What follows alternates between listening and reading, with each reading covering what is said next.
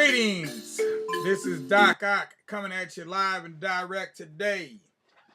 Unfortunately, we had a little bit of a fiasco. Apparently, I did stream on Facebook, but somehow I forgot to click the button on YouTube. So I'm doing a little bit of a reprise here. If you don't mind, I'm just going to do a little reprise of our program for today, which is an Ethiopian Christmas celebration. So we'll just do it again one more time, and hopefully this time we'll get it right. Let's go ahead and do the needful. First and foremost, go ahead and give us a like. If you're looking at us on YouTube, give us a thumbs up. And then go ahead and subscribe to the Tubular Black Facts channel below.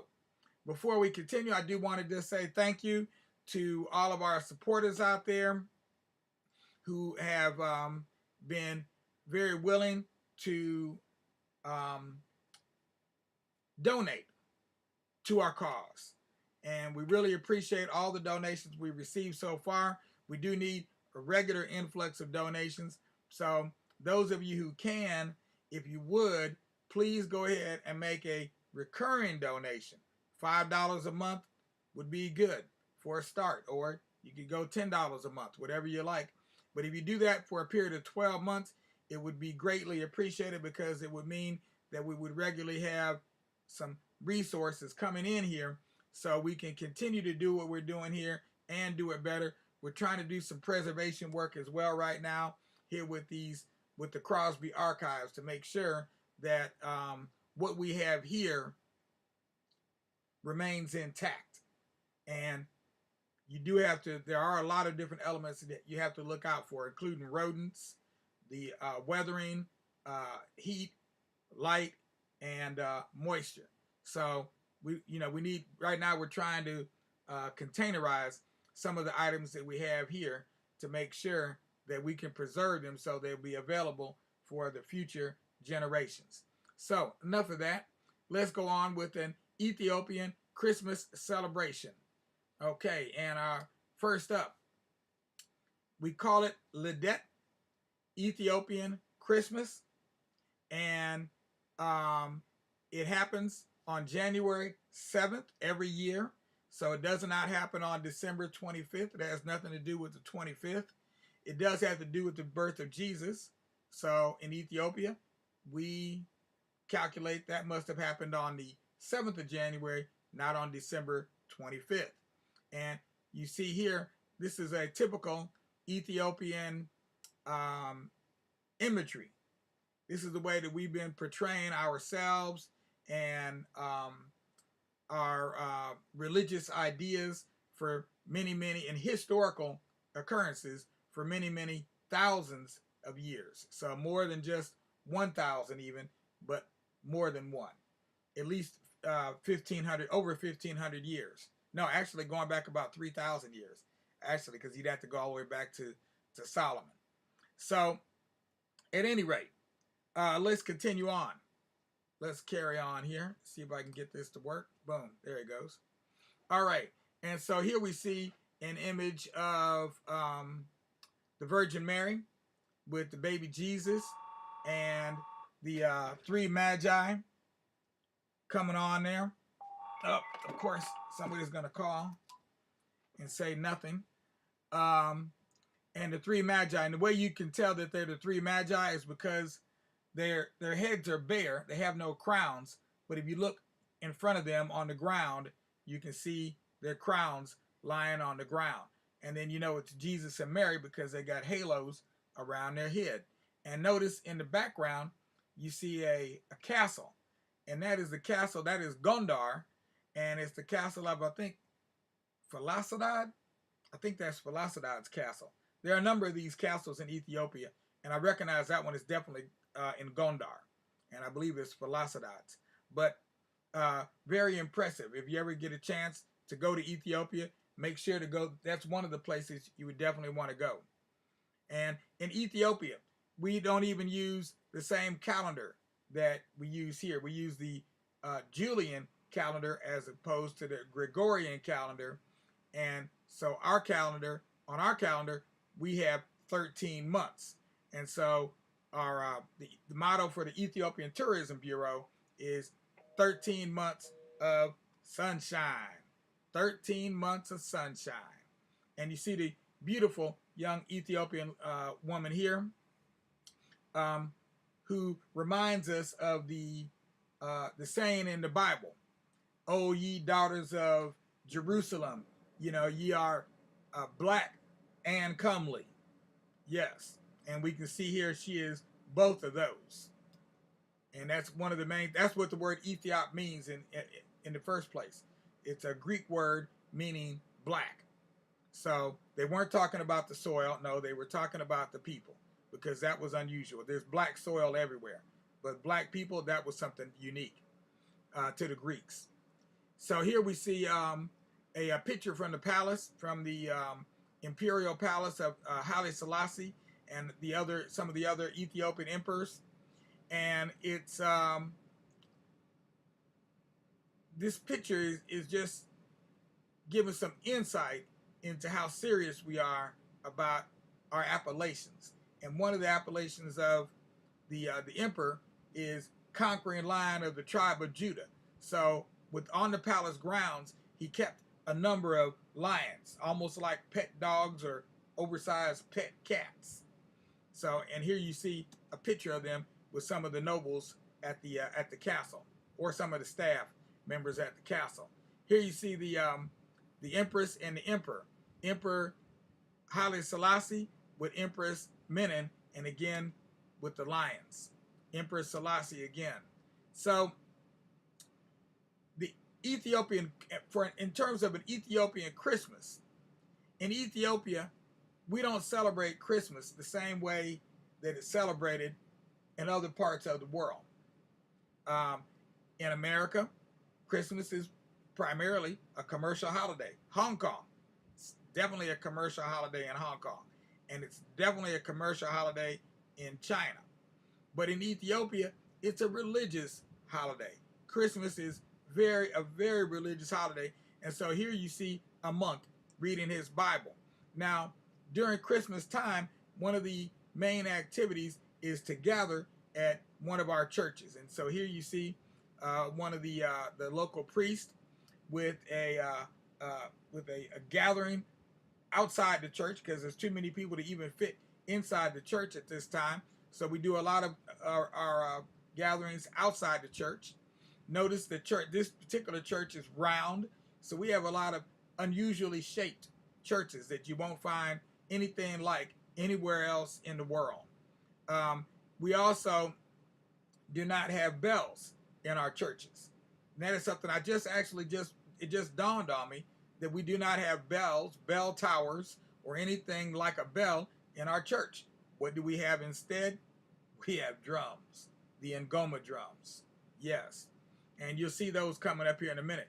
What we're looking at here, we also have a lot of these traditional types of imagery, these portraits and paintings throughout our churches. And this one here is showing the archangels Gabriel and Michael. One sits on the right, Michael sits on the right hand of God, and Gabriel sits on the left. He's the one, Gabriel is the one that blows his trumpet to when you're coming into heaven. Gabriel blows his trumpet. So here we see another priest. You can tell that it's a priest because of the outfit that he's wearing, the clothes, the color of his outfit. Because traditionally, the regular people will wear white. During at any time, you can see us wearing white, particularly on Sundays, and particularly when we're celebrating Christmas. Here you see a priest. He may have just made a pilgrimage to this particular church, and this is one of the 11 churches of Lalibela. And Lalibela was a Ethiopian emperor who had 11 churches created, each one made out of one solid rock. So 11 rocks, 11 churches, the whole church inside and out carved out of a single stone. Yes, it's some amazing architecture, okay, that you don't see heralded or hear about in the daily news typically. Here you see a pilgrim going into one of the entrances of one of the churches, or he may be going into the entrance of a monastery. I'm not sure exactly where he's at in that particular picture, but this one is definitely at Lalibela. This is the inside of one of the churches of Lalibela, and you can see it looks like there's beams going across the top, but those are not beams. That is all still carved out of one single rock, and then elaborately decorated on the inside with biblical scenes that relate to the Bible and the stories and the legends of the Christian faith in Ethiopia. Here you see Emperor Haile Selassie. Now, protocol is very important. So you have God, and then you've got the bishop of the church, the head of the church, the Ethiopian church, and then you have the emperor below the head of the church. And so the emperor would not bow to a king. So when he meets King or Queen Elizabeth, Emperor Selassie would not bow. When he met John F. Kennedy, he would not bow to him. They would bow to him. He would not bow to them. And I have another picture, still haven't been able to locate it yet. I had it earlier today, but I misplaced it temporarily. Where you can see a picture of Haile Selassie bowing to the head of the Ethiopian church. Actually, they bow to each other because the two of them are under God Almighty, Jah Almighty. So that's what, you see the sign there that says, every knee shall bow. That's what that's referring to.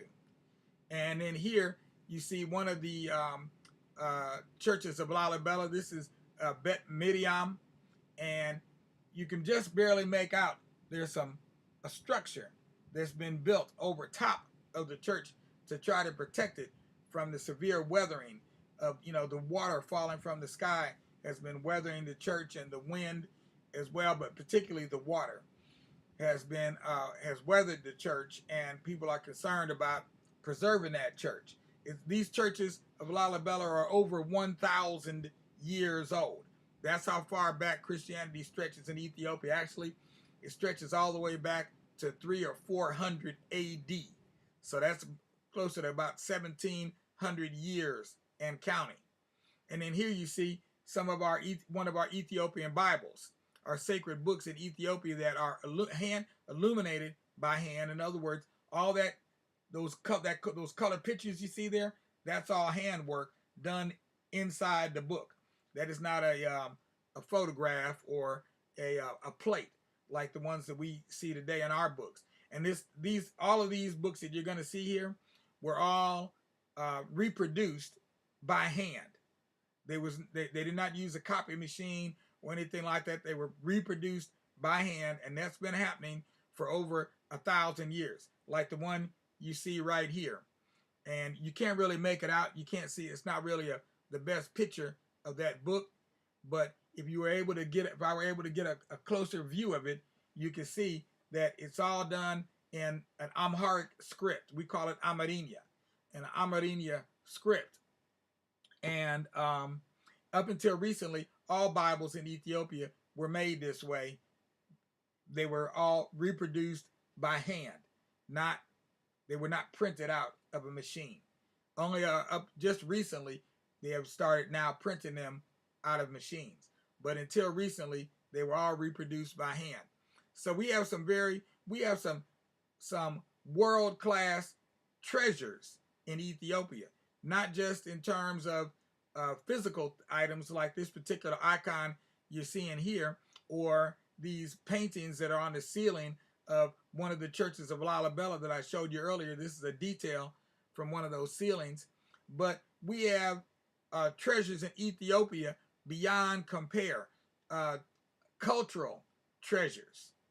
And that is where the wealth of Ethiopia is at. Ethiopia's wealth is not based on paper money. The wealth of Ethiopia is in the culture, the traditions, the practices that we have continued faithfully from the beginning of, before the beginning of the Christian era up to the present. because before Ethiopia was a Christian nation, Ethiopia was a Jewish nation or a Hebrew nation. And here you see one of the drums used by the priest of the church. This particular one is made out of metal. This is a more modern version, so they have like a metal can kind of a thing they make, and then they attach the head to the outside, but the older ones will be made out of wood. The patron saint, by the way, of Ethiopia is Hapt-Yorgis, and I believe that's him riding on the green horse on the top in the center. The other horses, I'm not sure who they are, but I see one of them is black, two are white. Looks like another one is like a sorrel. And the ones down at the bottom I'm speaking of, so those may be the four horsemen of the apocalypse who are ridding the world of evil. But I'm not sure about that. I'd have to go back and check on that. That's my best guess. I know they all relate back to biblical stories, so you can check that very simply. In Ethiopia, I said earlier that the emperor of Ethiopia is always known as the conquering lion of Judah, the conquering lion of the tribe of Judah.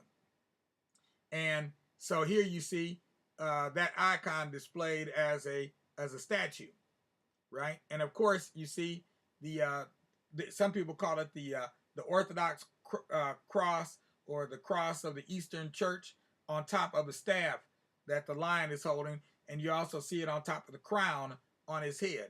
And that's what we're going to examine right now. We're going to take a look at the crown of Ethiopia, or some of the other symbols of Ethiopia. I don't have a picture here of the crown. I had one earlier, but I didn't put it in this piece yet. But you know what? Actually, I think, yeah, well, I'm going to go a little bit further.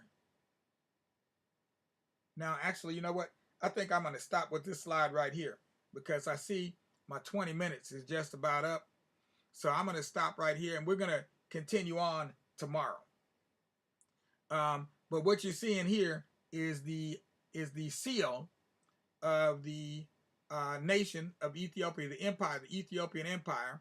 And you see the two angels, that would be Gabriel and Michael, standing on both sides of the throne, have the cross of St. George emblazoned on their outfits there. That red cross is the cross of St. George. And St. George was a knight. He was made a saint because of his heroic deeds, one of which was to rescue a maiden from a dragon. Okay, he slew the dragon and rescued the maiden. So you also see here the seal of Solomon. Some people call it the seal of David, but in Ethiopia we call it the seal of Solomon. And then you see the cross on top of an orb representing the world, as well as the conquering lions down there at the bottom of the throne. So all these symbols are important in representing what Ethiopians feel is important. And these are some of the things that they feel important, but religion, Christianity in particular, is at the center of it. And so as we continue on talking about how Christmas is celebrated in Ethiopia, all of this, you'll begin to see how all of this is relevant. It might not seem relevant right now, but as we go through this, you'll begin to really see how all of this other information I'm bringing in is extremely relevant. Because Christmas in Ethiopia is not like Christmas anywhere else on the planet Earth. Definitely not. It's very, very unusual, very different. So that is our presentation for today. We hope that you've enjoyed it. We hope that you got something out of it. We'll be black tonight, as always, with our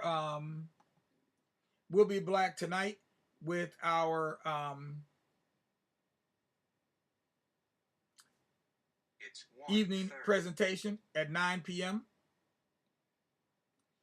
Be here then, and we'll be continuing on with the story, Never Caught, the story of Ona Judge, a enslaved African woman who escapes the clutches of George and Martha Washington. So be here for that. That's going to be good. We're on the second of the last chapter, I believe, in this book. I think there were 26 chapters, and we're like on 24. Yeah, we're on, let's see. Yep. We're down to the last, we got 3 chapters left. So we'll at least be able to finish this one tonight. And um, I haven't decided whether I was going to finish the other 2, but I guess I could. I could do them on Saturday and Sunday, and then we could go ahead and start a whole new series then. Which this month, the month of May, will be focused on the story of Malcolm X, El-Haj Malik El-Shabazz. So make sure to tune in for that. That'll be our feature for the month of May, the birth month of El-Haj Malik El-Shabazz. Meanwhile, don't forget to give us a like if you're watching this on Facebook. Give us a thumbs up if you're on YouTube, and subscribe to the Tubular Black Facts channel below. And of course, you can always make a donation to the cause so that we can continue our to do the work of our Father, so we can continue to do the work that our Father started. Until tonight, peace out without a doubt.